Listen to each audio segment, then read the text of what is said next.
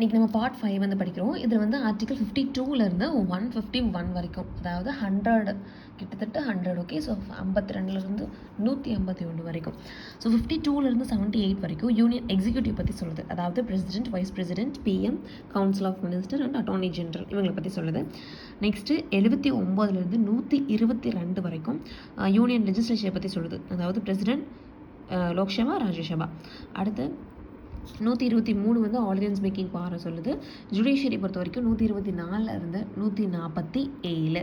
அடுத்து சிஏஜி பொறுத்த வரைக்கும் 148 நமக்கு ஈஸியாக வந்துடும். ஸோ 151 வரைக்கும் சிஏஜி தான். அப்போ பார்ட் 5 அப்படின்னாவே அதை 5ஆக ஸ்ப்ளிட் பண்ணி நம்ம வந்து அந்த ஆர்டிக்கலை விஷுவலைஸ் பண்ணிடணும். அடுத்து பில்லில் என்னென்ன பில் இருக்குது? ஃபினான்ஸ் பில் இருக்குது, அதில் 2 இருக்குது. 117ல் 1, 117ல் 2. அப்புறம் ஆர்டினரி பில் இருக்குது, கான்ஸ்டியூஷன் அமெண்ட்மெண்ட் பில் இருக்குது, அப்புறம் மணி பில் இருக்குது. ஸோ இதில் பார்த்தோன்னா மணி பில்லுக்கும் ஃபினான்ஸ் பில் 117(1)க்கும் தான் வந்து பிரசிடெண்ட்டோட அசென்ட் கண்டிப்பாக வேணும். அவரோட அசென்ட், அவர் டிக்கெட் கொடுத்தா தான் பாஸ் பண்ண முடியும். அதை அவர் டிக்கெட் கொடுத்தாருன்னா எங்கே தான் பாஸ் பண்ண முடியும்? லோக்சபாவில் தான் அதை வந்து பாஸ் பண்ண முடியும் அந்த பில்லை. ஓகே, ஸோ 117க்கும் மணி பில்லுக்கு இருக்கக்கூடிய காமனான விஷயம் என்ன அப்படின்னா, பிரசிடென்ட் வந்து அந்த டிக்கெட் கொடுக்கணும், அசென்ட் கொடுக்கணும். அதுக்கப்புறம் அது லோக்சபாவில் மட்டும்தான் அதை வந்து ஃபஸ்ட்டு கொண்டு வரணும், அந்த பில்லை இன்ட்ரடியூஸ் பண்ணணும். அடுத்து அமெண்ட்மெண்ட் பில்லுக்கும் மணி பில்லுக்கும் என்னன்னா, இந்த 2க்கும் வந்து ஜாயின்ட் சிட்டிங்கை வந்து ப்ரொமோட் பண்ண முடியாது. ஓகே, ஸோ லைக் 108 வந்து இந்த 2க்கும் செல்லுபடி ஆகாது. எதுக்கு? மணி பில்லுக்கும் அமெண்ட்மெண்ட் பில்லுக்கும் 108க்கு வாய்ப்பே இல்லை. அடுத்து வந்து ஜூரிஸ்டிக்ஷனை பொறுத்த வரைக்கும் எல்லாத்துக்குமே வந்து லோக்சபாவுக்கும் ராஜ்யசபாவுக்கும் ஈக்குவலான ஜூரிஸ்டிக்ஷன் இருக்குது. ஓகே, ஈக்குவலான பவர் இருக்குது. ஆனால் மணி பில்லுக்கு ஜூரிஸ்டிக்ஷனு வந்து லோக்சபாவில் மட்டும்தான் அதோட ஜூரிஸ்டிக்ஷன் இருக்குது. ஓகே, ராஜ்யசபாவில் ஒன்றுமே பண்ண முடியாது. 14 நாள் கழித்து தானாக வந்து அது வந்து பிரசிடென்ட் கைக்கு போயிடும் மணி பில். ஓகே, ஸோ மணி பில்லை பொறுத்த வரைக்கும் ஜூரிஸ்டிக்ஷன் லோக்சபாவுக்கு மட்டும்தான் இருக்குது. அடுத்து ஃபைனலாக போகும்போது அந்த பில்லு வந்து எல்லா ஸ்டேஜையும் கடந்து 5வது ஸ்டேஜாக 111 ஆர்டிக்கல் படி பிரசிடென்ட்டுக்கு போகும்போது அவர் வந்து அசென்ட் கொடுக்கலாம், வித்ட்ரா பண்ணலாம், ரீகன்சிடர் பண்ணலாம், ஏன் வீட்டோ பேப்பரை கூட யூஸ் பண்ணலாம். ஆனால் இங்கே மணி பில்லில் அவர் வந்து டிக் போட்டு கொடுத்ததுனால அவர் என்ன தான் பண்ண முடியும்னா, ஒன்றா அசென்ட் கொடுக்கணும் அண்ட் வித்ட்ரா. பட் ஃபினான்ஸ் பில்லுக்கு வந்து ரீகன்சிடர் பண்ண சொல்லி அனுப்பலாம். பட் மணி பில்லை ரீகன்சிடர் பண்ண முடியாது, அசென்ட் வித்ட்ரா மட்டும்தான் பண்ண முடியும். இதே அமெண்ட்மெண்ட் பில்லை அசென்ட் மட்டும்தான் கொடுக்கணும், அதை வித்ட்ரா கூட பண்ண முடியாது, ரீகன்சிடரும் பண்ண முடியாது. ஏன் அப்படின்னா இது ஸ்பெஷல் மெஜாரிட்டியில் பாஸ் ஆகிருக்கு, இது கான்ஸ்டியூஷன் அமெண்ட்மெண்ட் பில். ஓகே, இப்போ ஆர்டினரி ஒரு பில்லு வந்து எப்படி பாஸ் ஆகுதுன்னு பார்க்கலாம். பட் பாஸ் ஆகிறதுக்கு முன்னாடி பப்ளிக் பில்னா என்ன, ப்ரைவேட் பில்னா என்னன்னு நமக்கு தெரியணும். பப்ளிக் பில்னா ஒரு மினிஸ்டர் பாஸ் பண்ணுறது பப்ளிக் பில்லு. ப்ரைவேட் பில்லை பொறுத்த வரைக்கும் எம்எல்ஏ இல்லை மினிஸ்டர் வந்து பாஸ் பண்ணலாம். சாரி, மினிஸ்டர் இல்லை, எம்பி. ஓகே, ஸோ பப்ளிக் பில்லை பொறுத்த வரைக்கும் ஒரு மினிஸ்டர் பாஸ் பண்ணுறது. ப்ரைவேட் பில்லை பொறுத்த வரைக்கும் ஒரு தனியாக எம்எல்ஏவோ ஒரு எம்பியோ வந்து ஸ்டேட்டாக இருந்தால் எம்எல்ஏ, பார்லிமெண்ட்டாக இருந்தால் எம்பி, அவங்க பாஸ் பண்ணக்கூடியது. ஸோ பப்ளிக் பில்லை பொறுத்த வரைக்கும் 7 டே நோட்டீஸ் வந்து முன்னாடியே சொல்லணும். 7 டே முன்னாடி சொன்னால் போதும். ப்ரைவேட் பில்லை பொறுத்த வரைக்கும் 1 மாதத்துக்கு முன்னாடி நான் வந்து பில்லை பாஸ் பண்ண போகிறேன்றதை வந்து சொல்லணும். ஓகே, ஸோ இது மினிஸ்டரை பொறுத்த வரைக்கும் மினிஸ்டர் பாஸ் பண்ணுறதுனால கிரேட் சான்ஸ் அது மூவ் ஆகிறதுக்கு. ப்ரைவேட் பில்லை பொறுத்த வரைக்கும் லெஸ் சான்ஸ் தான் வந்து இருக்குது. இப்படி மினிஸ்டர் பாஸ் பண்ணுற பில்லு வந்து ஒரு வேளை ரிஜெக்ட் ஆகி போச்சுன்னா அது வந்து கான்ஃபிடன்ஸ் மோஷனை இம்பேக்ட் பண்ணுறதுக்கு வாய்ப்பு இருக்குது. ஆனால் ப்ரைவேட் பில்லை பொறுத்த வரைக்கும் எந்த இம்பாக்ட்டுமே கிடையாது. அடுத்து ஒரு பில்லை வந்து இப்போ மினிஸ்டர் பாஸ் பண்ணுறாங்க, பப்ளிக் பில் பாஸ் ஆகுதுன்னா அது வந்து அவர் தனியாக பண்ண மாட்டார், அந்த கன்சர்ன் டிபார்ட்மெண்ட் வந்து டிராஃப்ட் பண்ணுவாங்க. ப்ரைவேட் பில்லை பொறுத்த வரைக்கும் அந்த இண்டிவிஜுவலே வந்து டிராஃப்ட் பண்ணிக்கலாம். இப்போ ஆர்டினரி பில் எப்படி பாஸ் ஆகுதுன்னு பார்க்கலாம். ஸோ மொதல் ஹவுஸில் 3 ஸ்டேஜ் நடக்கும். ஓகே, ஸோ இந்த 3 ஸ்டேஜும் சேர்த்து வந்து செகண்ட் ஹவுஸில் நடக்கிறது மொத்தமாக 4th ஸ்டேஜ்னு சொல்லி சொல்கிறோம். அப்புறம் பிரசிடென்ட் கேக் போகிறது 5th ஸ்டேஜ். ஸோ ஃபஸ்ட்டு ஸ்டேஜை பொறுத்த வரைக்கும் title and object. So first ஹவுஸ்ன்றது வந்து இதுவாக நல்லா இருக்கலாம், ராஜ்யசபாலையும் பாஸ் பண்ணலாம், லோக்சபாலையும் பாஸ் பண்ணலாம். ஸோ ஃபஸ்ட்டு ஸ்டேஜ் வந்து டைட்டில் அண்ட் ஆப்ஜெக்ட், அதை வந்து என்ன பண்ணணும்னா கெசெட்டில் வந்து ரிலீஸ் பண்ணுவாங்க. அடுத்து 2வது ஸ்டேஜ் வந்து ஜென்ரல் டிஸ்கஷனு. இங்கே தான் வந்து ஒரு ஃபைனல் ஷேப் வந்து அதுக்கு கிடைக்கும். ஸோ இந்த 2வது ஸ்டேஜ் இன்னும் 2 ஸ்டேஜை வந்து பிரிக்கலாம். அதுதான் வந்து ஜென்ரல் டிஸ்கஷன். பொதுவாக வந்து டிஸ்கஸ் பண்ணுவாங்க, கிளாஸ் பை கிளாஸ் தான் பிரிக்காமல் பொதுவாக டிஸ்கஸ் பண்ணுவாங்க, கன்சிடரேஷன் பண்ணுவாங்க. அதாவது இது வந்து ஓகே சொல்லாமல் வேணாம் அப்படின்னு சொல்லி ஒரு கன்சிடரேஷன் பண்ணுவாங்க. ஸோ இந்த ஜென்ரல் டிஸ்கஷனில் ஒரு 4 ஆப்ஷன் இருக்குது. ஜென்ரலாக தான் டிஸ்கஸ் பண்ணுவாங்க. Details of the bill are not discussed. ஓகேயா? ஸோ ஜென்ரல் டிஸ்கஷனில் இது வந்து கன்சிடரேஷன் இந்த ஸ்டேஜுக்கு மூவ் பண்ணலாம், கன்சிடரேஷன் ஸ்டேஜுக்கு மூவ் பண்ணலாம். அப்படி இல்லைனா வந்து செலக்ட் கமிட்டி, ஒரே ஒரு ஹவுஸில் மட்டும் ஒரு கமிட்டி ஃபார்ம் பண்ணி அதை வந்து அதில் அந்த கமிட்டிக்குள்ளே வந்து டிஸ்கஸ் பண்ணி சொல்லலாம். இல்லை வந்து ஜாயின்ட் கமிட்டியை வந்து இது பண்ணலாம். லோக்சபா ராஜ்யசபா சேர்ந்த 108 யூஸ் பண்ணி ஜாயின்ட் சிட்டிங் இல்லை ஜாயின்ட் கமிஷனை வந்து ஃபார்ம் பண்ணி அதுக்கான ரிப்போர்ட் எடுத்து அதை வச்சு பார்க்கலாம். 4வது ஆப்ஷன் வந்து பப்ளிக் கிட்ட ஒப்பீனியன் கேட்கலாம். Making you clear joint committee is not joint sitting. அடுத்து கன்சிடரேஷன் ஸ்டேட். இந்த கன்சிடரேஷன் ஸ்டேட்லாம் வந்து என்ன பண்ணுவாங்க, கிளாஸ் பை கிளாஸாக வந்து டிஸ்கஸ் பண்ணுவாங்க. அமெண்ட்மெண்ட் ஏதாவது இருந்தால் பண்ணுவாங்க. எல்லா கிளாஸையும் வந்து மொத்தமாக வந்து ரிவ்யூ பண்ணுவாங்க. அப்புறம் அந்த பில்லை வந்து அடாப்ட் பண்ணுறதுனா பண்ணுவாங்கல்ல, அடாப்ட் பண்ணுவாங்க. அடுத்த இதெல்லாம் வந்து ரிஜெக்ட் பண்ணுறது, அக்செப்ட் பண்ணுறதெல்லாம் அதான் வந்து புட்டு ஓட்டில் இந்த 3rd ஸ்டேஜில் வந்து அமெண்ட்மெண்ட்ஸ் அலோவ் பண்ணுவாங்கன்னா அமெண்ட்மெண்ட்ஸ் எல்லாம் எதுவுமே அலோவ் பண்ண மாட்டாங்க. அக்செப்டாக ரிஜெக்டாக அதுதான் சிம்பிள் மெஜாரிட்டியில் வந்து பாஸ் பண்ணுவாங்க. நான் எதை பற்றி சொல்கிறேன், ஆர்டினரி பில்லை பற்றி பேசிகிட்டு இருக்கேன். அடுத்தது வந்து செகண்ட் ஹவுஸ்க்கு வந்து பாஸ் பண்ணுறாங்க. இங்கே போட்டிருக்கிற 4 அப்படின்றது வந்து இங்கே தான் நடக்கும். இந்த 4th ஸ்டேஜ்னு சொன்னால அதில் வந்து 4th ஸ்டேஜ்னா என்ன, இதே 1 to 3 ஸ்டேஜ் இங்கே நடக்கணும். அதுதான், அதாவது சேம் செகண்ட் ஹவுஸுக்கு போனதுக்கப்புறம் செகண்ட் ஹவுஸில் ஃபர்ஸ்ட் ரீடிங் நடக்கும், title and object. Second reading நடக்கும், general discussion, consideration stage. 3rd reading நடக்கும், புட்டு ஓட். இங்கே புட்டு ஓட்டில் தான் இந்த 4 ஆப்ஷன்ஸ் வந்து இருக்குது. ஸோ என்னென்ன 4 ஆப்ஷன்ஸ் இருக்குது செகண்ட் ஹவுஸில் என்னென்ன பண்ணுவாங்க 3rd ரீடிங் அப்போ அப்படின்னா, பாஸ் வித் ஏதோ ஒரு திருத்தம் பண்ணலான்னா பாஸ் வித் அமெண்ட்மெண்ட்டு, இல்லைனா பாஸ் வித்தவுட் அமெண்ட்மெண்ட். எந்த திருத்தமும் பண்ணாமல் பாஸ் பண்ணலாம். ஓகே, ஸோ திருத்தம் பண்ணி பாஸ் பண்ணலாம், திருத்தம் பண்ணாமல் பாஸ் பண்ணலாம், அல்லது பில்லையே வந்து ரிஜெக்ட் பண்ணிடலாம், இல்லை அது மேலே எந்த ஆக்ஷனுமே எடுக்காமல் இருக்கலாம். No action taken. இந்த 4 ஆப்ஷன் வந்து 3rd ரீடிங்கில் வந்து செகண்ட் ஹவுஸில் எடுப்பாங்க. ஸோ இவங்க பாஸ் பண்ணதுக்கப்புறம் தான் வந்து பிரசிடென்ட் கேக் போகிறது. ஸோ பிரசிடென்ட் கேக் போகிறதுக்கு முன்னாடி நம்ம வந்து 108 ஜாயின்ட் சிட்டிங் வந்து பார்ப்போம். ஜாயின்ட் சிட்டிங்கை வந்து யார் இன்டியூஸ் பண்ணுறாங்கன்னா இந்த செகண்ட் ஹவுஸ் தான் இன்டியூஸ் பண்ணுவாங்க. இவங்கனால தான் வந்து ஜாயின்ட் சிட்டிங்க்கே வந்து காரணமாக இருக்கும். ஏன்னா வந்து பில்லு டெட்லாக் ஆச்சுன்னா அந்த ஜாயின்ட் சிட்டிங் வந்து கூட்டுவாங்க. ஸோ எப்போ பில்லு டெட்லாக் ஆகும் அப்படின்னா 3 ஆப்ஷன் இருக்குது. ஒன்று இந்த செகண்ட் ஹவுஸில் இருக்கு இல்லையா, இவங்க வந்து பில்லை ரிஜெக்ட் பண்ணி விட்டுறாங்க அப்படின்னா டெட்லாக்குன்னு அர்த்தம். இவங்க வந்து இல்லை ஏதோ அமெண்ட்மெண்ட் பண்ணி அனுப்பிச்சி விட்டது இந்த ஃபஸ்ட் ஹவுஸுக்கு பிடிக்கல. ஓகேயா? ஸோ இந்த இவங்க பண்ண செகண்ட் ஹவுஸ் பண்ண அமெண்ட்மெண்ட்டை ஃபஸ்ட் ஹவுஸ் ஏற்றுக்க மாதிரி இருக்கிறாங்க, அமெண்ட்மெண்ட்டை வந்து ரிஜெக்ட் பண்ணுறாங்க அப்படின்னா அப்போ வந்து பில்லு டெட்லாக் ஆகிடும். இல்லை நோ ஆக்ஷன் டேக்கன் நான் சொன்னால் 4 ஆப்ஷனில் 3 ஆப்ஷன் யூஸ் பண்ணிட்டாவே அது வந்து பிரச்சனை தான். ஓகே, 108க்கு கூட்டுறதுக்கு வாய்ப்பு இருக்குது. ஸோ 3வது ஆப்ஷன் என்னென்னா அவங்க வந்து எந்த ஆக்ஷனுமே எடுக்காமல் 6 மாதம் கிடப்பில் போட்டாங்க அப்படின்னா பில்லு டெட்லாக் அப்படின்னு அர்த்தம். ஸோ அப்போ அந்த 108 வந்து ஜாயின்ட் சிட்டிங் யார் கூட்டுவானா பிரசிடென்ட் தான் வந்து பிரசிடென்ட் கேன் சம்மன். இது வந்து மணி பில்லுக்கும் அமெண்ட்மெண்ட் பில்லுக்கும் வந்து நடக்காது. நான் இங்கே கொடுத்துருக்கேன். ஸோ செகண்ட் ஹவுஸில் வந்து அமெண்ட்மெண்ட்ஸ் வந்து ஃபஸ்ட் ஹவுஸ் ரிஜெக்ட் பண்ணிட்டாலோ, இல்லை செகண்ட் ஹவுஸ் வந்து ஃபஸ்ட் ஹவுஸ் அனுப்பின பில்லை ரிஜெக்ட் பண்ணிட்டாலோ, இல்லை 6 மாதத்துக்கு எந்த ஒரு ஆக்ஷனுமே எடுக்காமல் இருந்தால் செகண்ட் ஹவுஸ், அப்போ வந்து டெட்லாக்னு அர்த்தம். 108 கூட்டுவாங்க, பிரசிடென்ட் கூட்டுவாங்க. பிரசிடென்ட் அந்த ஜாயின்ட் சிட்டிங் யார் வந்து ப்ரிசைட் பண்ணுவாங்க அப்படின்னா லோக்சபாவோட ஸ்பீக்கர் தான் ப்ரிசைட் பண்ணுவாங்க. அவர் இல்லைனா deputy speaker of the Lok Sabha, அவரும் இல்லைனா ராஜ்யசபாவோட டெபுட்டி சேர்மன் தான் வந்து ப்ரிசைட் பண்ணுவாங்க. இங்கே என்ன ரூல்ஸ் அப்ளை ஆகும், ராஜ்யசபா ரூல்ஸ் ஆனால் நோ, லோக்சபாவோட ரூல்ஸ். இப்போ இது வரைக்கும் ஜாயின்ட் சிட்டிங் வந்து நடந்திருக்கானா எஸ், 3 கேஸ் 3 விஷயத்துக்கு நடந்திருக்கு. 3 பில்லுக்கு. டவுரி ப்ரொஹிபிஷன் பில் 1960, அதுக்கப்புறம் வந்து பேங்கிங் சர்வீஸ் கமிஷன் 1977, அதுக்கப்புறம் ப்ரிவென்ஷன் ஆஃப் டெரரிசம் 2002. ஸோ இப்போல்லாம் இந்த 3 டைமும் ஜாயின்ட் சிட்டிங் கொண்டு வந்திருக்காங்க.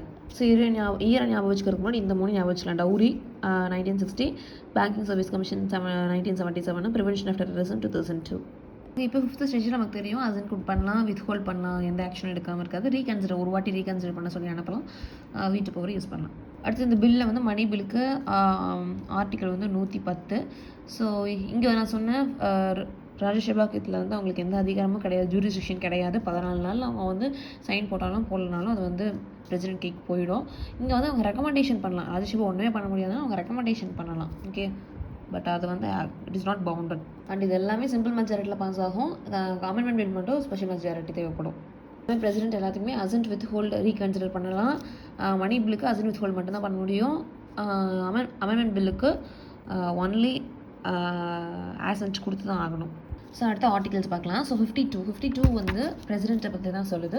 அவர் தான் head of the state, first citizen of the country. அவர் தான் வந்து symbol of unity, integrity and solidarity. அப்புறம் அவர் தான் வந்து நாமினல் எக்ஸிக்யூட்டிவ் கூட. அண்ட் அவர் தான் வந்து நாமினல் எக்ஸிக்யூட்டிவ் அப்படின்னு சொல்கிறது 52. ஓகே. ஸோ 53rd என்ன, அவரோட எக்ஸிக்யூட்டிவ் பவர். ஓகே. ஸோ பிரசிடென்ட்டோட எக்ஸிக்யூட்டிவ் பவர் வந்து பார்க்குறது. 54 வந்து எலெக்ஷன் ஆஃப் பிரசிடென்ட். 55 வந்து manner of election. Okay. President எலெக்ஷனில் மொத்தம் எத்தனை ஸ்டேஜ் இருக்குது? 6 ஸ்டேஜ் என்னென்ன? ஃபஸ்ட்டு நோட்டிஃபை பண்ணுவாங்க. ரெண்டாவது நோட்டிஃபிகேஷன் வந்ததுக்கப்புறம் ஃபார்ம் நம்ம எக்ஸாம்க்கு அப்ளை பண்ணுற மாதிரி தான். ஃபஸ்ட்டு நோட்டிஃபிகேஷன் விடுவாங்க. ரெண்டாவது வந்து filing nomination. Okay. So nomination வந்து ஃபைல் பண்ணுவாங்க. அடுத்து மூணாவது வந்து போல் பண்ணுவாங்க. நம்ம வந்து ஷேட் பண்ணுறோம் அது மாதிரி போல் பண்ணுவாங்க. நாலாவது வந்து கவுண்ட் பண்ணுவாங்க. அஞ்சாவது வந்து ரிசல்ட்டு. ஆறாவது வந்து ஓத். ஸோ இதுதான் வந்து அந்த 6 ஸ்டேஜ். இவரோட எலெக்ஷனை ரிலேட் பண்ணி ஒரு சில முக்கியமான டேர்ம்ஸ் வந்து பார்க்குறோம். என்னென்னா இவரோட எலெக்ஷன் நமக்கு தெரியும் indirect election, open ballot. Vice president வந்து சீக்ரெட் பேலட்டாக இருக்குமா? வைஸ் பிரசிடென்ட்டு எல்லாமே வந்து சீக்ரெட் பேலட் தான். ராஜ்யசபாவோட எம்பியை செலக்ட் பண்ணி அனுப்புறப்ப தான் ஓப்பன் பேலட். அடுத்து எலக்டோரல் காலேஜில் யார் இருப்பா? எல்லா எலெக்டட் மெம்பர்ஸும் இருப்பாங்க. அதாவது பார்லிமெண்ட்டில் எலெக்டட் மெம்பர்ஸு, லெஜிஸ்லேட்டிவ் அசம்பிளியில், ஓகே, ஸ்டேட்டில் லெஜிஸ்லேட்டிவ் அசம்பிளியில் எலெக்டட் மெம்பர்ஸு, அதுக்கப்புறம் வந்து டெல்லி அண்ட் புதுச்சேரி அங்கேயும் வந்து லெஜிஸ்லேட்டிவ் அசம்பிளி இருக்கு இல்லையா, அங்கே வந்து இருக்கக்கூடிய எலெக்டட் மெம்பர்ஸு. முதல்ல ஆக்சுவலி இவங்க இருந்திருக்க மாட்டாங்க. 70வது அமெண்ட்மெண்ட் 70th அமெண்ட்மெண்ட்டில் 1992 தான் வந்து நீங்களும் வந்து ஓட் போடுங்க பிரசிடென்ட் எலெக்ஷனுக்குன்னு சொல்லிட்டு டெல்லிக்கும் புதுச்சேரிக்கும் சொல்லியிருப்பாங்க. ஆனால் எம்எல்சியோட எலெக்டட் மெம்பர்ஸ் இருக்க மாட்டாங்க. ஓகேயா? ஸோ யாரெல்லாம் இருக்க மாட்டாங்க? எங்கேயுமே நாமினேட்டட் மெம்பர்ஸ் டெஃபினட்டாக இருக்க மாட்டாங்க. அண்ட் எம்எல்சியோட எலெக்டட் மெம்பர்ஸ் இருக்க மாட்டாங்க. எதுக்கு? பிரசிடென்ட்டோட எலெக்ஷனுக்கு ஓட் பண்ண. வேல்யூ ஆஃப் ஓட் எந்த பாப்புலேஷனை பேஸ் பண்ணியிருக்கு? 1971 பேஸ் பண்ணி தான் இருக்குது. 1976 என்ன சொல்லியிருப்பாங்க அப்படின்னா 42nd அமெண்ட்மெண்ட்டில் இங்கே 2001 வரைக்கும் வந்து இந்த பாப்புலேஷன் வச்சு பண்ணுங்க அப்படின்ட்டு இருப்பாங்க. அப்புறம் திருப்பியும் வந்து 84th அமெண்ட்மெண்ட்டில் என்ன பண்ணியிருப்பாங்கன்னா 2026 வரைக்கும் நீங்கள் இந்த பாப்புலேஷனே வச்சுக்கோங்க அப்படின்வாங்க.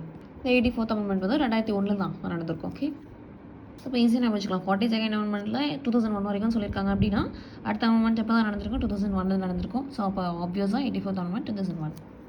ஸோ இப்போ வேல்யூ ஆஃப் ஓட் வந்து எம்எல்ஏக்கு எப்படி இருக்குது, எம்பிக்கு எப்படி இருக்குன்னு பார்க்கலாம். எம்எல்ஏ பொறுத்த வரைக்கும் ஸ்டேட் வந்து மாறுபடும். ஸோ மொத்த population by elected member of legislative assembly. அதாவது தமிழ்நாட்டில் எம்எல்ஏ எத்தனை பேர்? 234 பேர். நம்ம தமிழ்நாட்டோட டோட்டல் பாப்புலேஷன் பை 234 இன்ட்டு 1/1000 அப்படின்னு போடும்போது தமிழ்நாட்டுக்கு 176. ஓகேயா? ஸோ நம்ம வேல்யூ ஆஃப் ஓட் வந்து 176. இதே எம்பியை பொறுத்த வரைக்கும் டோட்டல் வேல்யூ ஆஃப் எம்எல்ஏ ஓட்டுக்கு, ஸோ எம்எல்ஏக்கெல்லாம் ஒரு ஓட்டு இருக்குல்ல, அந்த ஓட்டு எல்லாம் ஆட் பண்ணுறாங்க. அந்த எல்லா டோட்டல் ஓட்டு பை பார்லிமெண்ட்டோட elected member. Okay. So elected member of parliament எத்தனை பேர்? So elected member of parliament என்ன?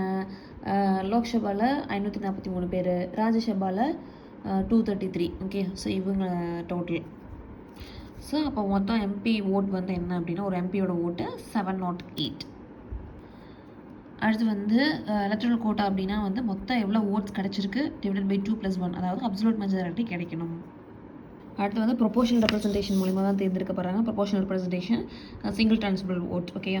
ஸோ லைக் ஏதாவது ட்ரா ஆகுது அப்படின்னா லாஸ்ட்டில் இருக்கக்கூடிய ஓட்டை வந்து எடுத்து பிரித்து போடுவாங்க. செகண்ட் ப்ரிஃபரன்ஸ் பண்ணி தானே கொடுப்பாங்க. அதுதான். Okay. So proportional representation single transferable vote, அதாவது இவிஎம் மிஷின் கிடையாது, பேலட்டு தான் வந்து போடணும், சீக்ரெட் பேலட்டு. அதே மாதிரி பிரசிடென்ட் எலெக்ஷன்லேயும் வைஸ் பிரசிடென்ட் எலெக்ஷன்லேயும் ஏதாவது டிஸ்பியூட் இருக்குது அப்படின்னா அதாவது சுப்ரீம் கோர்ட்டோட டிசிஷன் தான் ஃபைனல். அப்புறம் இவங்களுக்கான ஆக்ட் இருக்குது 1952. Yes, president and vice president election act 1952. இந்த எலெக்ஷனை வந்து என்னதான் வந்து அன்டெமோக்ராட்டிக்கு ப்ரொபோஷனல் ரெப்ரஸன்டேஷனாக இருக்குதுன்னு சொல்லி அவங்க யாரும் கிரிட்டிசிசம் பண்ணாலுமே கான்ஸ்டியூஷன் மேக் பண்ணப்போ என்ன சொன்னாங்கன்னா இது வந்து பார்லிமெண்ட்ரி ஃபார்ம் ஆஃப் கவர்மெண்ட்டு, நம்ம இதுக்காக வந்து அதிக எக்ஸ்பெண்டிச்சரும் டைம் கன்சூமிங்கான விஷயத்தை வந்து நம்ம பண்ண முடியாது. ஸோ இவர் வந்து நாமினல் எக்ஸிக்யூட்டிவ் தானேங்க, அதனால் இவ்வளோ செலவு வேணாம் அப்படின்னு சொல்லி இதை வந்து இன்டைரக்ட் எலெக்ஷனாகவே வச்சுட்டாங்க. அடுத்து நம்ம 52, 53, 54, 55 பார்த்துட்டோம். அடுத்து 63 வரைக்கும் இவர் தான். ஓகேயா? ஸோ 56 63 ஆர்டிக்கல் வரைக்கும் ஞாபகம் வச்சுக்கிறதுக்கு இதை கோட் வேர்டாக ஞாபகம் வச்சுக்கிறோம். ஸோ தெரி QCO IDV. ஸோ தெரி 56, 57 QCO 58, 59, 60 IDV. ஓகே. 61, 62, 63. ஸோ தெரியல T அப்படின்றது வந்து டேர்ம். ஸோ அவர் வந்து ஏதாவது ரெசிக்னேஷன் லெட்டர் கொடுக்கணுன்னா யார்கிட்ட கொடுக்கலாம்? வைஸ் பிரசிடென்ட் கிட்ட வந்து கொடுத்துக்கலாம். அடுத்து வந்து ரீன்றது வந்து அவர் ரீஎலெக்ஷனுக்கு வந்து அவர் எலிஜிபிள் தான். அடுத்து க்யூன்றது குவாலிஃபிகேஷன். ஆர்டிக்கல் 58 குவாலிஃபிகேஷனை பற்றி சொல்லிக்கிறது. என்ன குவாலிஃபிகேஷன்? அவர் சிட்டிசனாக இருக்கணும், 35 வயசு கம்ப்ளீட் ஆகிருக்கணும், அப்புறம் லோக்சபாவோட மெம்பராக வந்து அதுக்கான அதோட அந்த எலெக்ஷனுக்கு குவாலிஃபிகேஷன் வந்து இவருக்கு இருக்கணும். இவர் வந்து எந்த ஒரு எனி ஆஃபீஸ் ஆஃப் ப்ராஃபிட் வந்து இருக்கக்கூடாது. அண்ட் ஆஃபீஸ் ஆஃப் ப்ராஃபிட்னா ஒரு வைஸ் பிரசிடெண்ட்டாக கூட இருக்கக்கூடாது அப்படின்னா இல்லை. ஸோ 4 விஷயத்து வந்து ஆஃபீஸ் ஆஃப் ப்ராஃபிட் இல்லை அப்படின்னு சொல்லியிருக்காங்க. அது என்னென்ன? ஆல்ரெடி பிரசிடெண்ட்டாக இருக்காங்க, அண்ட் வந்து வைஸ் பிரசிடென்ட்டு, அப்புறம் கவர்னரு, அப்புறம் கவுன்சில் ஆஃப் மினிஸ்டர் இன் ஸ்டேட்டோ சென்ட்ரோ. ஓகே, ஸோ இதெல்லாம் வந்து ஆஃபீஸ் ஆஃப் ப்ராஃபிட்குள்ளே வராது. 50 பேர் முன்மொழியணும், 50 பேர் வழிமொழியணும். அதாவது 50 ப்ரப்போசர்ஸ் அண்ட் 50 செகண்டர்ஸ். யாரெல்லாம்? எம்பி எம்எல்ஏ எல்லோரும் சேர்ந்து எலெக்டட் எம்பி எம்எல்ஏ. அடுத்து டெபாசிட் 15,000 ரூபாய் கட்டணும். 1/6 ஓட் வந்து எடுத்திருந்தாங்கன்னா அவங்களுக்கு டெபாசிட் திருப்பி கிடைக்கும். நெக்ஸ்ட் வந்து கண்டிஷன்ஸ் வந்து பார்க்குறோம். கண்டிஷன் வந்து ஆர்டிக்கல் 59. என்னென்ன கண்டிஷன்ஸ் அப்படின்னா, பிரசிடென்ட்டோட சேலரி யார் வந்து சொல்லுவா? பார்லிமெண்ட் தான் சொல்லுவாங்க. ஓகே, அவங்களுக்கு எவ்வளோ சேலரி? 5 lakhs salary. பென்ஷன் எவ்வளோ? 50% பென்ஷனு. இவங்களோட பீரியடில் வந்து சேலரியை மாற்ற முடியுமா? No, we can't change. அதுக்கப்புறம் வந்து ராஷ்டிரபதி பவன், அதுதான் வந்து இவங்க இருக்கக்கூடிய இடம். ஸோ நார்த்தில் வந்து ரீட்ரீட் பில்டிங் இருக்குது, சவுத்தில் வந்து ராஷ்டிரபதி பவன் இருக்குது. ஸோ நார்த்தில் இருக்கக்கூடிய ராஷ்டிரபதி பவன் வந்து ஒரு ப்ரைமரி சம்மரில் வந்து அங்கே தான் இருப்பாங்க. அது எங்கே இருக்குது அப்படின்னா மிஷோப்ராவில் இருக்குது. ஓகே, ஷிம்லா பக்கத்தில், ஹிமாச்சல் பிரதேஷில் ஷிம்லா பக்கத்தில் மிஷோப்ரான்ற இடத்துல இருக்குது. So retreat building is also called as Rashtrapati Nivas. Okay, Rashtrapati Nivas ஒன்று. அதுக்கப்புறம் ராஷ்டிரபதி நிலையம் அப்படின்னு சொல்லுவாங்க. ஹைதராபாத்தில் இருக்கிறது ராஷ்டிரபதி நிலையம். ஓகே, ஸோ நார்த்தில் இருக்கிறது ராஷ்டிரபதி நிவாஸ் மஷோப்ராவில் இருக்குது. ராஷ்டிரபதி நிலையம் வந்து ஹைதராபாத்தில் இருக்குது. ஸோ அது வந்து செகந்திராபாத், வருஷத்துக்கு ஒரு வாட்டி வந்து பிரசிடென்ட் அங்கே வந்துட்டு போவாங்க. அண்ட் 3வது ஒரு ரீட்ரீட் லொக்கேட் ஆயிருக்குன்றாங்க. அது எங்கன்னா வந்து உத்தரகண்டில் டெக்ராடனில் ராஷ்டிரபதி ஆஷியானா அப்படின்றாங்க. ஒரு கண்டிஷன் என்னென்னா, அவங்க எம்பி எம்எல்ஏ எம்எல்சியாக இருந்தாங்கன்னா கண்டிப்பாக ரிசைன் பண்ணிட்டு தான் போஸ்டிங் எடுத்துக்கணும். அடுத்து வந்து வந்து ஓத்து 60 ஆர்டிகல் 60. ஸோ யார் வந்து இவங்களுக்கு வந்து அட்மினிஸ்டர் பண்ணுவாங்க? ஓத்து எடுக்கும்போது யார் அட்மினிஸ்டர் பண்ணுவாங்கன்னா சீஃப் ஜஸ்டிஸ் ஆஃப் இந்தியா. அப்படி இல்லாத பட்சத்தில் senior most supreme court judge. Okay, 33 பேர் இருக்காங்கல்ல, அதில் வந்து சீனியர் மோஸ்ட் தான், வயசு கிடையாது, எக்ஸ்பீரியன்ஸ் வைஸ். அதுக்கப்புறம் வந்து ஆக்டிங் பிரசிடென்ட் கூட கண்டிப்பாக வந்து இந்த ஓத்து எடுத்துக்கணும். என்னென்ன ஓத்து எடுத்துப்பாங்க? To faithfully execute the office, அப்புறம் to preserve, protect and defend the constitution and law, அப்புறம் devote himself to the service and well-being of the people. அடுத்து வந்து 61 என்னென்னா இம்பீச்மெண்ட். ஸோ வந்து ஒரு பிரசிடென்ட்டை எப்படிங்க இம்பீச்மெண்ட் பண்ண முடியும்? அவங்க வந்து ஒரே ஒரு ரீசன் தான், கான்ஸ்டியூஷனில் வயலேட் பண்ணிட்டாங்க, அதை தான் சொல்ல முடியும். Violation of the constitution. அதுக்கு எந்த டீட்டெயில்ஸும் கிடையாது. இதை வந்து எங்கே இனிஷியேட் பண்ணலாம்? எந்த ஹவுஸில் வேணாலும் இனிஷியேட் பண்ணலாம். எய்தர் ஹவுஸு கண்டிப்பாக அதை இனிஷியேட் பண்ணுறப்ப 1/4 ஆஃப் த மெம்பர் வந்து கண்டிப்பாக சைன் பண்ணியிருக்கணும். 14 நாள் நோட்டீஸ் வந்து கொடுத்துருக்கணும். அப்புறம் 2/3 மெம்பர்ஸ் ப்ரெசென்ட் அண்ட் ஓட், அதாவது 66% ப்ரெசென்ட் அண்ட் ஓட் வந்து கிடச்சிருக்கணும் அவங்களுக்கு. அண்ட் வந்து இந்த பில்லு வந்து இந்த மோஷன் வந்து அடுத்ததுக்கு மூவ் ஆகும்போது செகண்ட் ஹவுஸில் வந்து பிரசிடென்ட் அப்பியர் ஆகலாம் விசாரணைக்காக. அப்போ வந்து இங்கே என்ன அப்படின்னா, இம்பீச்மெண்ட் பண்ணும்போது யாரெல்லாம் வருவாங்கன்னா, இந்த எலெக்டட் எம்எல்ஏலாம் வந்தாங்களா ஸ்டேட்லேருந்து கிளம்பி, அவங்களாம் ஒருத்தரும் வர வேண்டியதில்லை. 2 பார்லிமெண்ட் மட்டும்தான் இருப்பாங்க. நாமினேட்டட் மெம்பர்ஸும் அது ஓட் போடுறப்போ அதில் பங்கு கொள்ளலாம். So this is a very important data. அடுத்து ஐடிபியில் டி என்ன அப்படின்னா ஆர்டிக்கல் 62. ஸோ டி என்ன அப்படின்னா, ஒரு வேளை வந்து பிரசிடென்ட் எலெக்ஷனை கண்டக்ட் பண்ணுறதுல ஏதாவது டிலே நடக்குதுன்னா, அப்போ டிலே நடக்கிறப்போ வைஸ் பிரசிடென்ட் வந்து பிரசிடென்ட் ஆகிடலாமா அப்படின்னா இல்லை. கண்டிப்பாக வந்து அவுட் கோயிங் பிரசிடென்ட் தான் கண்டிப்பாக பிரசிடென்ட்டாக இருக்கணும். அப்போ எலெக்ஷன் நடத்துறதுக்கு டிலே ஆகிறதெல்லாம் வந்து நம்ம வேக்கண்ட் அப்படின்னு சொல்லி வைஸ் பிரசிடென்ட்டை கொண்டு வந்து உட்கார வைக்க முடியாது. உண்மையாலுமே வேக்கண்ட்டாக இருக்கப்போ தான் அப்புறம் வைஸ் பிரசிடென்ட்டை வந்து பிரசிடென்ட் ஆக்க முடியும். அப்போ அந்த வேக்கண்ட்னா என்ன அப்படின்னா, அந்த வேக்கண்ட்டில் 5 விஷயம் இருக்குது. எக்ஸ்பைரி, அதாவது அவரோட டென்யூர் வந்து எக்ஸ்பைரி ஆகுது அப்படின்னா, ஸோ எக்ஸ்பைரி ஆகுதுன்னா அது வந்து வேக்கண்ட் ஆகும். பட் வந்து கண்டிப்பாக என்ன பண்ணணும்? எலெக்ஷன் வச்சு எடுத்துடணும். ஓகே, அது வரைக்கும் அவுட் கோயிங் பிரசிடென்ட் தான் வந்து பிரசிடென்ட்டாக இருப்பாங்க. அடுத்து வந்து ரெசிக்னேஷன் ஆகிட்டாங்க, ரெசிக்னேஷன் லெட்டர் கொடுத்துட்டாங்க வைஸ் பிரசிடென்ட்டுக்கு அப்படின்னா அந்த போஸ்ட் வேக்கண்ட் ஆகும்.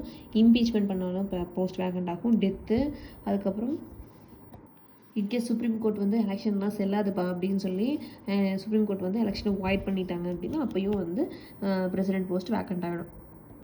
ஸோ அப்போ அடுத்த ஆர்டிகல் 63 என்ன சொல்லுதுன்னா, வைஸ் பிரசிடென்ட் வந்து பிரசிடென்ட் ஆகிறத பற்றி தான் வந்து சொல்லியிருக்காங்க. ஸோ எப்பப்பெல்லாம் ஒரு வைஸ் பிரசிடென்ட் ஆகலாம்னா, அந்த வேக்கன்ட் எழுதியிருக்கேன் இல்லையா, அதில் ஃபஸ்ட் ஆப்ஷனையும் லாஸ்ட்டாகவும் விட்டுரு, மீதி 3மே. அதாவது அது ரிசைனேஷன் பண்ணிட்டாரு அப்படின்னா, இல்லை இம்பீச்மெண்ட் பண்ணி ரிமூவ் பண்ணிட்டாங்க அப்படின்னா, இல்லை டெத் ஆகிட்டாங்க அப்படின்னா, உடனே வந்து வைஸ் பிரசிடென்ட் ஆகிடுவாங்க. ஓகே, இந்த எக்ஸ்பைரி எலெக்ஷன்ஸ் இல்லாதன்றதெல்லாம் திருப்பி எலெக்ஷன் வச்சு எடுப்பாங்க. ஏன்னா அப்போ அது வரைக்கும் அந்த பிரசிடென்ட்டே தான் இருப்பார். சரி, ஓகே. இந்த ரிசைன் இம்பீச் பண்ணி ரிமூவ் பண்ணுறது, அதுக்கப்புறம் டெத், இதிலலாம் வந்து வைஸ் பிரசிடென்ட் ஆகிடுறாங்க இல்லையா, அவங்க அப்படியே இருந்துப்பாங்களா? நோ, 6 மாதத்துக்குள்ளே வந்து அவங்களுக்கு எலெக்ஷன் வச்சு பிரசிடெண்ட்டாக தேர்ந்தெடுத்துடணும். ஸோ இன்கேஸ் பிரசிடென்ட்டாக ஆப்சென்ட்டாக இருக்காங்க, வைஸ் பிரசிடென்ட் போஸ்ட்டும் வந்து வேக்கண்ட்டாக இருக்குது அப்படின்னா, சீஃப் ஜஸ்டிஸ் ஆஃப் இந்தியா வந்து பிரசிடென்ட் ஆகிடுவாங்க. சீஃப் ஜஸ்டிஸ் இந்தியாவால் முடியாது அப்படின்னா சீனியர் ஜட்ஜு வந்து பிரசிடென்ட் ஆகிடுவாங்க. அந்த மாதிரி யார் இருந்தாங்க அப்படின்னா, அந்த 1969 பீரியடில் ஹிதயத்துல்லா வந்து இருந்திருப்பாங்க. அதாவது ஹுசைன் வந்து இறந்துடுறாரு. வைஸ் பிரசிடென்ட் விவி கிரி வந்து பிரசிடென்ட் ஆகியிருந்தாங்க. இப்போ வந்து 6 மாதத்துக்குள்ளே எலெக்ஷன் வச்சு ஆளை சூஸ் பண்ணணுமா?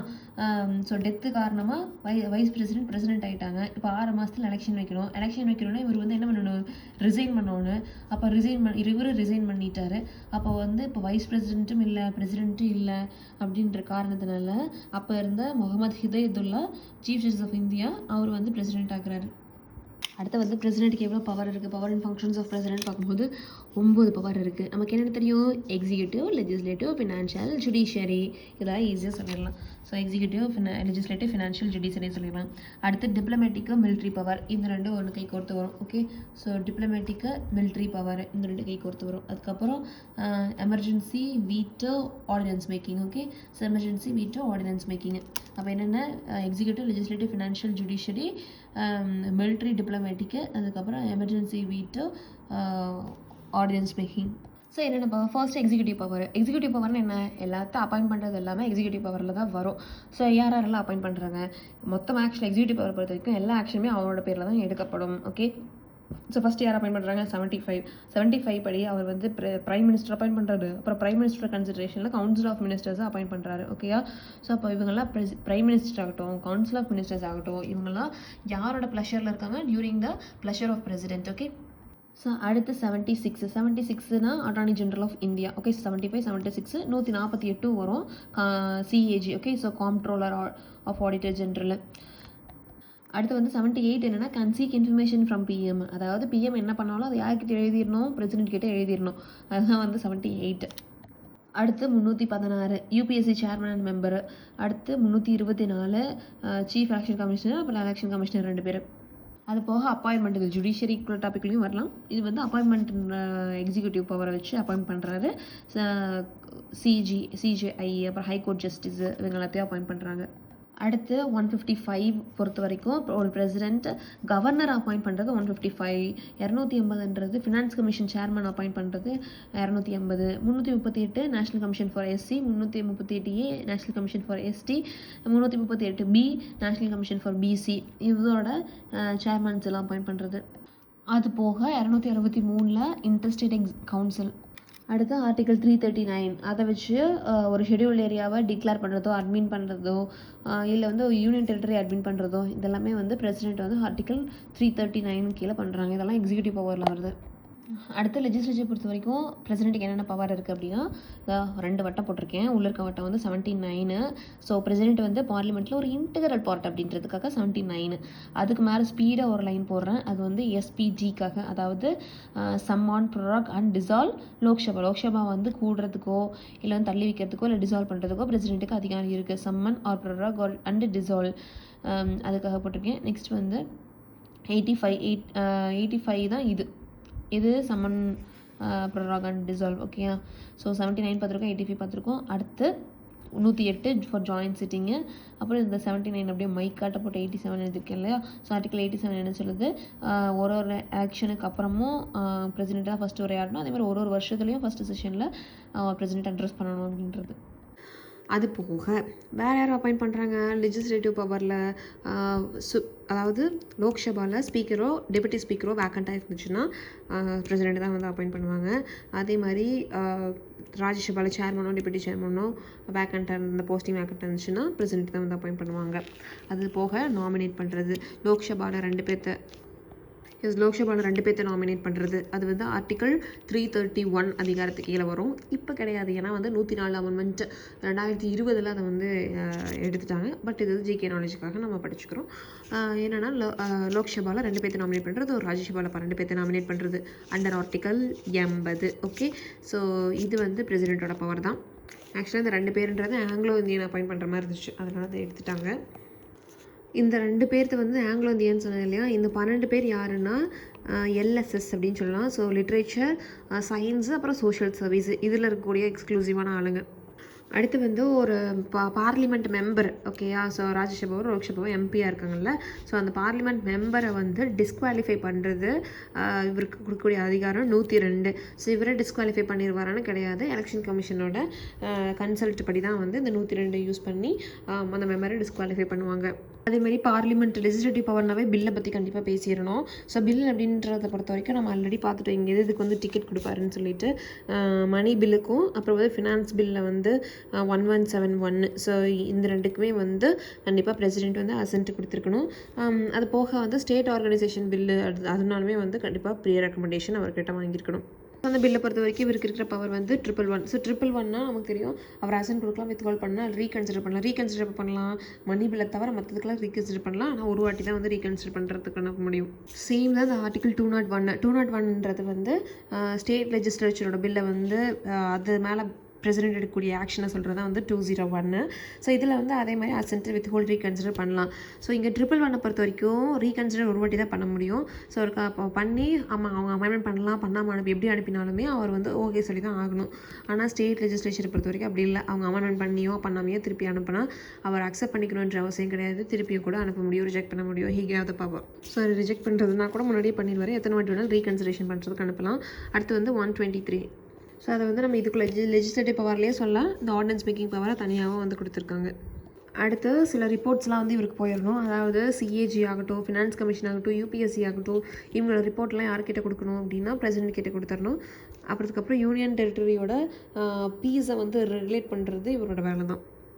அடுத்து ஃபினான்ஷியல் பவர் வந்து என்ன இருக்குது அப்படின்னு சொல்லி பார்த்தோன்னா எடுத்ததே சொல்லிடலாம், மணி பில் 110 இவரோட ரெக்கமெண்டேஷனில் தான் வந்து அனுப்ப முடியும், இன்ட்ரடியூஸ் பண்ண முடியும்.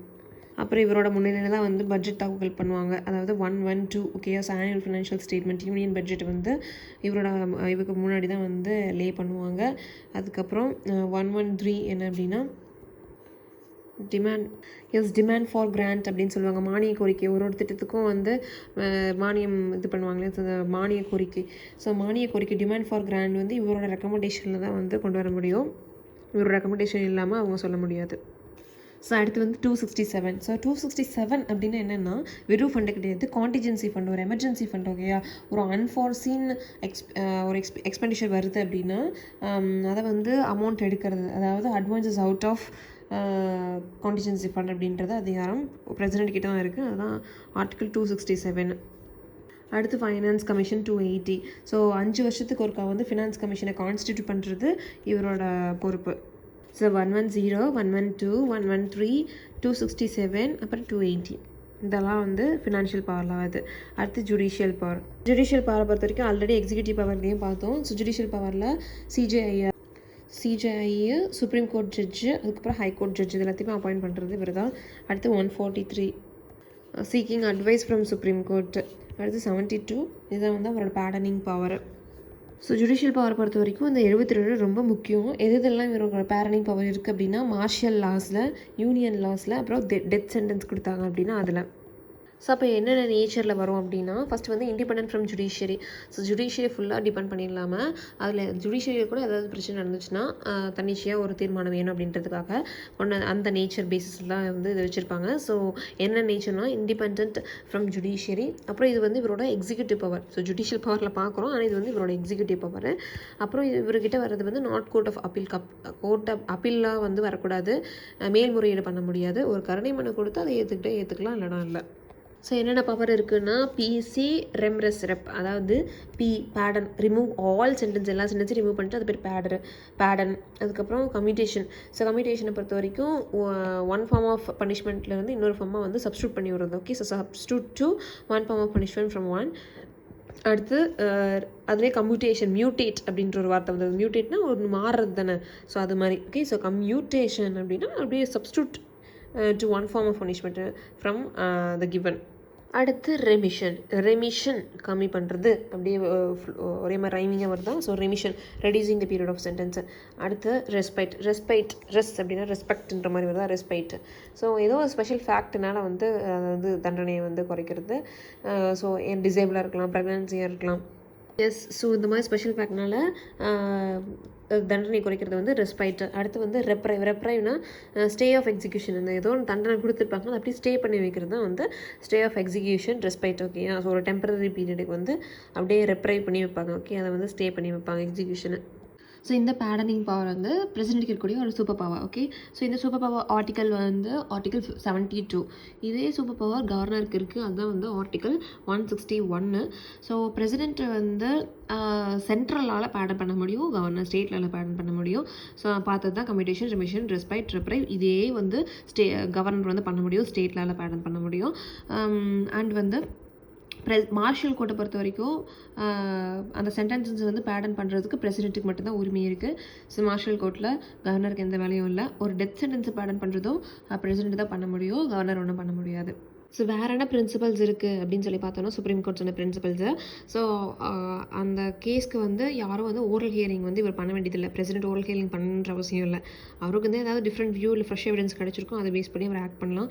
அண்ட் இந்த பேடன் கண்டிப்பாக கவுன்சில் ஆஃப் மினிஸ்டரோட அட்வைஸில் தான் பிரசிடென்ட் வந்து கொடுக்கணும். ஓகேயா, ஸோ கவுன்சில் ஆஃப் மினிஸ்டர் கொடுத்த அட்வைஸை வந்து இவர் ஏதாவது ரீகன்சிடர் பண்ணுறதுனா ஒரு வாட்டி சேம் அதுக்கு பில்லு பண்ண மாதிரி தான் ரீகன்சிடர் பண்ண சொல்லி அனுப்பலாம் ஆஸ் பர் ஆர்டிகல் 74(1).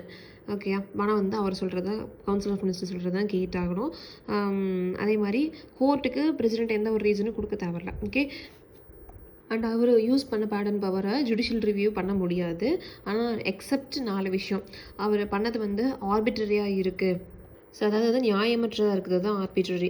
ஸோ ஆர்பிட்ரரின்றது வந்து சீமிங் அன்ஃபேர், இல்லைனா வந்து seaming to be based on not to be based on any reason. Okay, எந்த ஒரு ரீசனும் இல்லாத மாதிரி தெரியுது, அன்ஃபேராக இருக்குது சிம்பிளாக. ஓகே, அது வந்து ஆர்பிட்ரரி. இர்ரேஷனல்னா பகுத்தறிவற்ற, ஒரு இல்லாஜிக்கலாக இருக்குது அப்படின்னா. Okay, so arbitrary, இர்ரேஷனலு.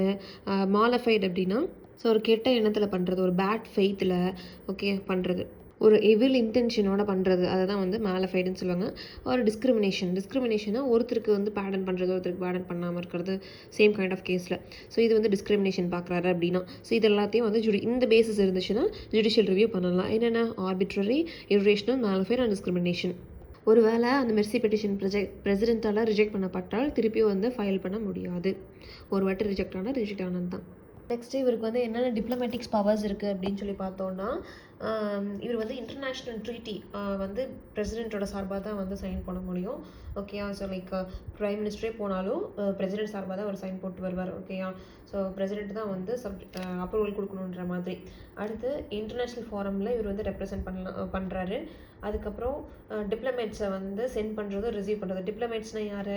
Ambassador, high commissioner Commonwealth கண்ட்ரீஸில் இருக்கக்கூடியவங்களை சொல்லுவோம். ஸோ அம்பாசிடரையோ இல்லை ஹை கமிஷனர்ஸையோ வந்து அந்த டிப்ளமேட்ஸை சென்ட் அண்ட் ரிசீவ் பண்ணுறது இவர் தான். ஸோ இவரோட டிப்ளமேட்டிக் பவரில் வருது. ஸோ மிலிட்ரி பவரை பொறுத்த வரைக்கும் அங்கே இருக்கக்கூடிய சீஃப், அதாவது ஆர்மி, நேவி, ஏர்ஃபோர்ஸ், இதோட சீஃப் எல்லாம் அப்பாயிண்ட் பண்ணுறது பிரசிடென்ட் தான். அண்ட் இந்த 3 பேர்த்துக்குமே வந்து சேர்த்து ஒருத்தங்க இருப்பாங்க, அவர் தான் வந்து CDS, chief defence staff. So அவர் அப்பாயிண்ட் பண்ணுறது இவர் தான். அவருக்கு வந்து ஹெட் யார் அப்படின்னா பிரசிடென்ட் தான். ஸோ அதனால் வந்து பிரசிடென்ட் என்னன்னு சொல்கிறோம்? Supreme commander of defence force அப்படின்னு சொல்கிறோம். அண்ட் ஒரு நாட்டில் வந்து வார், பீஸ் அதெல்லாம் டிக்ளேர் பண்ணுறது இவர் தான். பட் பிரசிடென்ட் பார்லிமெண்ட்டோட ஒப்புதல் வரணும். அடுத்ததாக பார்க்குறது எமர்ஜென்சி பவர் அப்படின்னாவே நேஷனல் எமர்ஜென்சி. ஆர்டிகல் 352 நமக்கு தெரியும் என்னென்ன இயர்ஸ்: 62, 71, 75. 62 வார்க்காக, 71 எக்ஸ்டர்னல் அக்ரெஷனுக்காக, 75 ஆர்மட் ரெபலியனுக்காக. அடுத்து ஆர்டிகல் 356 வந்து லா அண்ட் ஆர்டர் மெயின்டைன் பண்ணுறதுக்காக ஒரு ஸ்டேட் மேலே போடுறது பிரசிடென்ட் ரூல். ஓகே, ஸோ 100 வாட்டி மேலே போட்டிருக்காங்க. பஞ்சாப், கேரளாவில் அதிக வாட்டி போட்டிருக்காங்க. ஃபினான்சியல் எமர்ஜென்சி வரைக்கும் வந்ததில்லை. ஆர்டிகல் 360. அடுத்து பார்க்கக்கூடிய எக்ஸ்க்ளூசிவான விஷயம் தான் வீட்டோ வந்து ஆக்சுவலாக லாட்டின் டேர்ம். ஓகே, என்ன டேர்ம்னு கூட கேட்கலாம். லாட்டின் டேர்ம் மீனிங் என்ன? ஃபார்பிட், தடை பண்ணுறது. ஸோ மொத்தமாக ஆக்சுவலாக அப்சல்யூட், சஸ்பென்சிவ், குவாலிஃபைட், பாக்கெட்னு 4 வீட்டோ இருக்குது. ஆனால் நம்ம வந்து இந்த குவாலிஃபைடு வீட்டோ வந்து நம்ம யூஸ் பண்ணுறதில்ல, யூஎஸில் பண்ணுறாங்க. இந்த 3 வீட்டோ தான் நமக்கு பிரசிடென்ட் யூஸ் பண்ண முடியும். ஸோ அப்சல்யூட் வீட்டோனா மொத்தமாக வந்து ரிஜெக்ட் பண்ணிக்கிறது. சஸ்பென்சிவ் வீட்டோ அப்படின்னா அனுப்பிச்சி விட்ருவாங்க, ரீகன்சிடரேஷனுக்கு அனுப்பிச்சி விட்ருவாங்க. ஆர்டினரி மெஜாரிட்டியில் வந்தாவே போதும், கையெழுத்து போட்டுடணும். ஆனால் அமெரிக்காவில் வந்து குவாலிஃபைடு வீட்டோனை யூஸ் பண்ணி அனுப்புகிறேன் அப்படின்னா ஹையர் மெஜாரிட்டியில் பாஸ் பண்ணி வந்தால் தான் அவர் வந்து அந்த பில்லுக்கு வந்து சைன் போடுவார். ஓகேயா? அடுத்து வந்து பாக்கெட் வீட்டோன்னா எந்த ஒரு ஆக்ஷனுமே எடுக்காமல் பாக்கெட்குள்ளே போட்டு வச்சுக்கிறது. அப்சல்யூட் வீட்டோ அப்படின்னா வந்து அவரோட அசென்ட்டை மொத்தமாகவே வித் ஹோல்ட் பண்ணிடுறது தான்.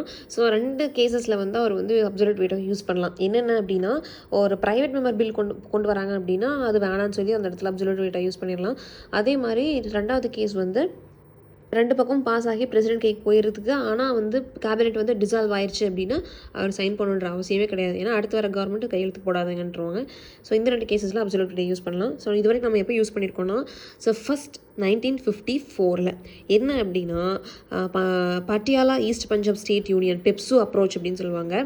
பெப்சோ appropriation bill. Okay, so PEPSU appropriation bill. So Patiala east Punjab state union சொல்லிட்டு 1947 56 வரைக்கும் அங்கே ஆக்சுவலாக வந்து கலர் நடந்துட்டுருக்கும். 356 எமர்ஜென்சி இம்ப்ளிமெண்ட் பண்ணியிருப்பாங்க. அந்த டைமில் வந்து 2 பக்கமும் 2 ஹவுஸ்லேயும் பாஸ் ஆகி பிரசிடென்ட் கைக்கு போயிருக்கும். பட் அவர் கையெழுத்து போகிற டைமில் எமர்ஜென்சியெல்லாம் டிசால்வ் ஆகி கவர்மெண்ட் அமைச்சிருவாங்க. ஸோ அதனால் அது கையெழுத்து போட மாட்டேன் அப்படின்னு சொல்லிட்டு அந்த பெப்சோ அப்ராப்ரியேட்டிவ் பில்லுக்கு வந்து அப்ராப்ரியேஷன் பில்லுக்கு ராஜேந்திர பிரசாத் கையெழுத்து போட்டிருக்க மாட்டார். அது ஃபஸ்ட் இன்சிடென்ட்.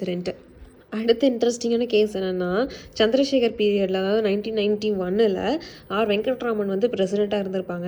அப்போ வந்து எம்பியோட சேலரிலாம் அதிகப்படுத்தலான்னு அவரோட ஆட்சி கலையறதுக்கு ஒரு நாள் முன்னாடி அவசரமாக பில்லை வந்து பாஸ் பண்ணி பிரசிடெண்ட்டுக்கு அனுப்பிச்சுடுவாங்க. நெக்ஸ்ட் டே அவரோட ஆட்சி கலையுது, சந்திரசேகர் ஆட்சி கலையுது. ஸோ அப்போ வந்து வெங்கட்ராமன் வந்து நான் கையெழுத்து போட மாட்டேன்னு சொல்லி 1991 வந்து அதை ரிஜெக்ட் பண்ணிடுறாங்க. அடுத்தது சஸ்பென்சிவ் வீட்டோ. ஸோ நமக்கு ஆர்டினரி மெஜாரிட்டியில் வந்தாவே வந்து ஓகே சொல்லிடணும். ஸோ சஸ்பென்சிவ் வீட்டோ யார் யூஸ் பண்ணாங்கன்னா அப்துல் கலாம் வந்து யூஸ் பண்ணியிருப்பாங்க. எந்த பில்லுக்கு? அஃபிஷியல் ப்ராஃபிட் பில் 2006 வந்து அனுப்பிச்சிருப்பாங்க. பட் எந்த அமெண்ட்மெண்ட்டுமே பண்ணாமல் அனுப்பிச்சி விட்ருப்பாங்க. அவர் ஓகே சொல்லிடுவார். ஸோ அதாவது overridden by legislature by ordinary majority. இது பாக்கெட் வீட்டோ. பில்லு மேலே எந்த ஆக்ஷனுமே எடுக்காமல் இருக்கிறது. நம்ம இந்தியன் பாக்கெட் வீட்டோ வந்து அமெரிக்கன் பாக்கெட் வீட்டோ யூஎஸ்ஏவோட பெருசு. ஏன் அப்படின்னா அமெரிக்காவில் வந்து யூஎஸ்ஏல பாக்கெட் வீட்டோ வந்து 10 days தான் வந்து வச்சுருக்க முடியும். ஓகே, ஸோ 10 daysக்கு அப்புறம் வந்து திருப்பி ரீகன்சிடரேஷன் அனுப்பிச்சு தான் ஆகணும். பட் இந்தியாவில் அப்படி கிடையாது. எவ்வளோ நாளைக்கு வேணாலும் பாக்கெட் வீட்டோவில் வச்சுருக்கலாம், எந்த ஆக்ஷனும் எடுக்காமல் வச்சுருக்க முடியும். ஸோ பாக்கெட் வீட்டோ வந்து எப்போ யூஸ் பண்ணுறாங்க அப்படின்னா, ஃபஸ்ட் இன்சிடென்ட் வந்து இதுலேயும் பிரசிடென்ட் ஜெயில் சிங்கை, அதுக்கப்புறம் வெங்கட்ராமன், இவங்க 2 பேரும் யூஸ் பண்ணியிருப்பாங்க. பட் ஒரே பில்லுக்கு தான். ஓகே, எப்படின்னு பார்ப்போம். ஸோ 1986 ஜெயில் சிங் வந்து பாக்கெட் வீட்டோ யூஸ் பண்ணியிருப்பார். ஃபார் வாட் அப்படின்னா, Indian post office amendment bill. So அப்போது அதில் வந்து லெட்டர்ஸ் எல்லாம் பிரித்து பார்த்துட்டு கலவரம் நடந்ததுனால இது வந்து தீவிரவாதிகளாக இருந்தால் படிக்கிறது, இல்லைன்னா வந்து அதை போஸ்ட் பண்ணுறது, இப்படி விரித்து பார்க்கறது பண்ணிகிட்ருப்பாங்க. பட் அது வந்து ஒரு ஜனநாயக படுகொலை அப்படின்னு சொல்லிட்டு ஜெயில் சிங் அதுக்கு வந்து சைன் போட மறுத்திருப்பார். பாக்கெட் வீட்டோ யூஸ் பண்ணியிருப்பார். ஆனால் 3 வருஷம் கழித்து திருப்பியும் விபி சிங் பீரியடில் அதையவே பாஸ் பண்ணி விடுவாங்க. அப்போயும் ஆர் வெங்கட்ராமன் வந்து இது வேணாம்ப்பா அப்படி சொல்லி பாக்கெட் வீட்டோ யூஸ் பண்ணியிருப்பாங்க. இந்த வீட்டோவையெல்லாம் அமெண்ட்மெண்ட் பில்லை யூஸ் பண்ண முடியாது. ஸோ ஆல்ரெடி பார்த்துட்டோம், கான்ஸ்டியூஷன் அமெண்ட்மெண்ட் பில்லை வந்து அவர் அசென்ட் கொடுத்தே தான் ஆகணும். அது கொண்டது இந்திரா காந்தி பீரியடில் தான் 1971 24th constitution amendment. We are making sure here qualified veto is not for India, only in America. நம்ம வந்து absolute suspensive and packet veto. அடுத்து நம்ம பார்த்தோம் அந்த ஆர்டிக்கிள் 201 அப்படின்றது வந்து ஸ்டேட் லெஜிஸ்லேச்சர் பில்லில் பிரசிடென்ட்டுக்கு இருக்கக்கூடிய அதிகாரம். ஓகேயா? ஸோ அதுதான் வந்து அதுக்கு முன்னாடி கவர்னர்கிட்ட தானே அதிகாரம் இருக்காது. 200. ஸோ ஆர்டிக்கிள் 200 படி அவர் வந்து அசென்ட் பண்ணலாம், வித்ஹோல்ட் பண்ணலாம், ரிட்டர்ன் பண்ணலாம், இல்லை வந்து பிரசிடென்ட்டுக்கு வந்து கன்சிடரேஷனுக்காக ரிசர்வ் பண்ணி வைக்கலாம். ஸோ இந்த பிரசிடென்ட்டுக்கு வந்து கன்சிடரேஷனுக்காக ரிசர்வ் பண்ணி வைக்கலான்றது தான் ஆர்டிக்கிள் 201. அதாவது அந்த 201 படி பிரசிடென்ட் வந்து அந்த பில்லுக்கு அசென்ட் கொடுக்கலாம், வித்ஹோல்ட் பண்ணலாம், பில்லை வந்து ரிட்டர்ன் பண்ணலாம். அதே மாதிரி ஸ்டேட்லேருந்து வந்தக்கூடிய அந்த பில்லுக்கு பிரசிடென்ட் வந்து பாக்கெட் வீட்டோ கூட யூஸ் பண்ணலாம் தாராளமாக. ஸோ அடுத்து வந்து ordinance making power article 123. So இதில் முக்கியமானது என்னென்னா 6Wன்னு போட்டிருக்கேன் இல்லையா, 6 வாரம். இதுதான் வந்து கீவேர்டு கொஷனுக்கு. ஸோ என்ன அப்படின்னா பார்லிமெண்ட் கூடாத டைமில், ஓகேயா, ஸோ ஒரு பார்லிமெண்ட் வந்து கூடியிருக்கும், இன்னொரு பார்லிமெண்ட் கூடாமல் இருக்கும், இல்லை வந்து 2 பார்லிமெண்ட்டுமே வந்து கூடாத சமயமாக இருக்கலாம். ஸோ இப்படி ஒரு ரெசஸ் பீரியட், ஒரு கேப்பாக இருக்கக்கூடிய பீரியடில், ரெசஸ் பீரியடில் ஒரு அவசரமாக ஒரு அன்ஃபார்ச்சுனேட் மேட்டருக்காக வந்து பிரசிடென்ட் வந்து கொண்டு வராங்க. அதுவும் அவர் சாட்டிஸ்ஃபை ஆகிருக்கணும். ஓகேயா? ஸோ நான் அர்ஜென்ட்டுக்காக தான் கொண்டு வரேன், சும்மா கொண்டு வரேன் அப்படின்னு சொல்லி பிரசிடென்ட் சாட்டிஸ்ஃபை பண்ணால் ஒரு ஆர்டினன்ஸ் மேக்கிங் பவர் வந்து கொண்டு வரலாம். ஸோ அதான் இருக்குது லிமிட்டேஷன் வந்து அதுதான். ஸோ ராஜ்யசபா லோக்சபா 2மே செஷனில் இல்லை ஏதோ ஒன்று கூட வந்து செஷனில் இல்லை அப்படின்னா. இப்போ லோக்சபா ராஜ்யசபா நடந்துட்டு இருக்குது, லோக்சபா டிசைட் ஆகிட்டு அப்போ கொண்டு வரலாம். ஏதாட்டும் இருக்கணும், ஒன்று ரெண்டவே இருக்கக்கூடாது, இல்லைன்னா ஒரவையாட்டு இருக்கக்கூடாது. ரெண்டவே இருக்கும்போது எக்காரணத்தை கொண்டு நீங்கள் சட்டம் கொண்டு வந்துடக்கூடாது. ஸோ எஸ், ஸோ லோக்சபா வந்து டிசர்வ் ஆயிடுச்சு ராஜ்யசபா இருக்குனாலும் அப்போ வந்து கொண்டு வரலாம். ரெண்டவே இருக்கும்போது கண்டிப்பாக வந்து கொண்டு வரக்கூடாது. ஸோ என்ன தான் பிரசிடென்ட் சாட்டிஸ்ஃபை ஆகி அந்த அவசர சட்ட ஆர்டினன்ஸ் மேக்கிங் பண்ணியிருந்தாலுமே அதை வந்து ஆன் த கிரவுண்ட் ஆஃப் மேலஃபைடோட என்னதுக்காக பண்ணியிருப்பாரோ அப்படின்னு சொல்லி அந்த ஆன் த கிரவுண்ட் ஆஃப் மேலஃபைடில் வந்து கோர்ட் வந்து கொஸ்டின் பண்ண முடியும். அதாவது ஜுடிஷியல் ரிவ்யூக்கு உட்பட்டது அப்படின்னு சொல்லக்கூடிய கேஸ் எது? Cooper case 1970. So 1975 Indira Gandhi பீரியடில் 38வது கான்ஸ்டியூஷன் அமெண்ட்மெண்ட் படி என்ன சொல்கிறாங்கன்னா, எங்கள் பிரசிடென்ட் சாட்டிஸ்ஃபை ஆகினாவே போதும், இதை வந்து ஜுடிஷியல் ரிவ்யூக்கு உட்படுத்தக்கூடாது அப்படின்னு சொல்லி சொல்கிறாங்க. சொன்ன அமெண்ட்மெண்ட் இது 38th அமெண்ட்மெண்ட். திருப்பி 44th அமெண்ட்மெண்ட் 1978 அதை வந்து கேன்சல் பண்ணி கூப்பர் கேஸை ஃபாலோ ஆகும் அப்படின்னு சொல்லிடுறாங்க. அதாவது ஜுடிஷியல் ரிவ்யூ பண்ண முடியும் எது? பிரசிடென்ட்டோட ஆர்டினன்ஸ் மேக்கிங். ஸோ நம்ம சொன்னால் பார்லிமெண்ட் வந்து கண்டிப்பாக ரீஅசம்பிள் ஆகி 6 வாரத்தில் வந்து அது ஒப்புதல் வழங்கிடணுன்ட்டு. ஸோ அதை வந்து அந்த ரெசல்யூஷனை பார்லிமெண்ட் வந்து டிஸ்அப்ரூவலும் பண்ண முடியும். அண்ட் வந்து இப்படி ஆர்டினன்ஸ் போட்டுட்டார், பிரசிடென்ட் வந்து அதை ப்ரொமல்கேட்டும் பண்ணார். அவர் ரிவோக் பண்ணுறதுக்கும் வந்து உரிமை இருக்குது. எப்படி ப்ரொமல்கேட் பண்ணாரோ அதே மாதிரி ரிவோக் பண்ணுறதுக்கும் உரிமை இருக்குது. ஸோ எப்படி ரிவோக் பண்ணுவார்? கவுன்சில் ஆஃப் மினிஸ்டர்ஸ் எல்லாம் சேர்ந்து அதை எடுத்துருங்க வேணாம் அப்படின்னு சொன்னாலும் அவங்களோட ரெக்கமெண்டேஷன் படி பிரசிடென்ட் வந்து அவர் போட்ட ஆர்டினன்ஸை வந்து ரிவோக் பண்ணிக்க முடியும். அடுத்து வந்து இது ரெட்ரோஸ்பெக்டிவ் எஃபெக்ட் அவைலபிள். ஒரு ஆர்டினன்ஸ் மேக்கிங் கொண்டு வராங்கன்னா அது முன் தேதியிட்டு கூட வந்து இன்னைக்கு கொண்டு வரேன், ஆனால் இந்த நான் கொண்டு வரது வந்து 1 மாதத்துக்கு முன்னாடி இருந்து அப்ளிகபிள் ஆகும் அப்படின்னாலும் அது உண்டு. ரெட்ரோஸ்பெக்டிவ் எஃபெக்ட் வந்து இஸ் அவைலபிள். எஸ், ஓகே, பண்ண முடியாதுன்னு கொடுத்தாங்கன்னா அந்த statement not true. Okay, so இவர் கொண்டு வந்த ஆர்டினன்ஸ் மேக்கிங் வந்து அமெண்ட்மெண்ட் பண்ணிக்கலாமா அப்படின்னு கேட்டால் நோ, வாய்ப்பே இல்லை. அந்த கொண்டு வந்தது வந்து அமெண்ட்மெண்ட்லாம் பண்ண முடியாது. ரிவோக் வேணால் அவர் நினச்சா பண்ணிக்கலாம், பட் அமெண்ட்மெண்ட் பண்ண முடியாது. இந்த ஆர்டினன்ஸ் மேக்கிங்கில் அம்பேத்கருக்கு ஒரு ஸ்டேட்மெண்ட் இருக்குது. என்ன அப்படின்னா, ஒரு பார்லிமெண்ட் கூடாத டைமில் வந்து ஒரு கண்டிப்பாக ஒரு சுச்சுவேஷனில் வந்து போட்டே ஆகணும், ஒரு சட்டம் கொண்டு வந்தே ஆகணும்னா அப்போ அது போட்டு தான் ஆகணுன்ற மாதிரி அதுக்கு இது யூஸ் ஆகும் அப்படின்னு சொல்லி அம்பேத்கர் சொல்கிறார். ஸோ இந்த ஜுடிஷியல் ரிவ்யூவை பற்றி ஒரு முக்கியமான விஷயம் இருக்குது, ஒரு கேஸு. ஸோ பார்லிமெண்ட்டை பொறுத்த வரைக்கும் எந்த கேஸும் சுப்ரீம் கோர்ட்டுக்கு வரல. ஆனால் பீகார் கவர்மெண்ட், ஸ்டேட் கவர்மெண்ட்டில் அங்கிருந்த கவர்னர் வந்து என்ன பண்ணியிருப்பாருன்னா 256 வாட்டி வந்து ஆர்டினன்ஸ் மேக்கிங் பவர் யூஸ் பண்ணி ஒரே சட்டத்தை திருப்பி கொண்டு வருவார். அப்ரூவலே கிடச்சிருக்காது, ஆனால் கிடைக்காம ரிஜெக்ட் ஆச்சுன்னு திருப்பி கொண்டு வருது. இந்த மாதிரி 256 தடவை வந்து அவர் பண்ணியிருக்காரு.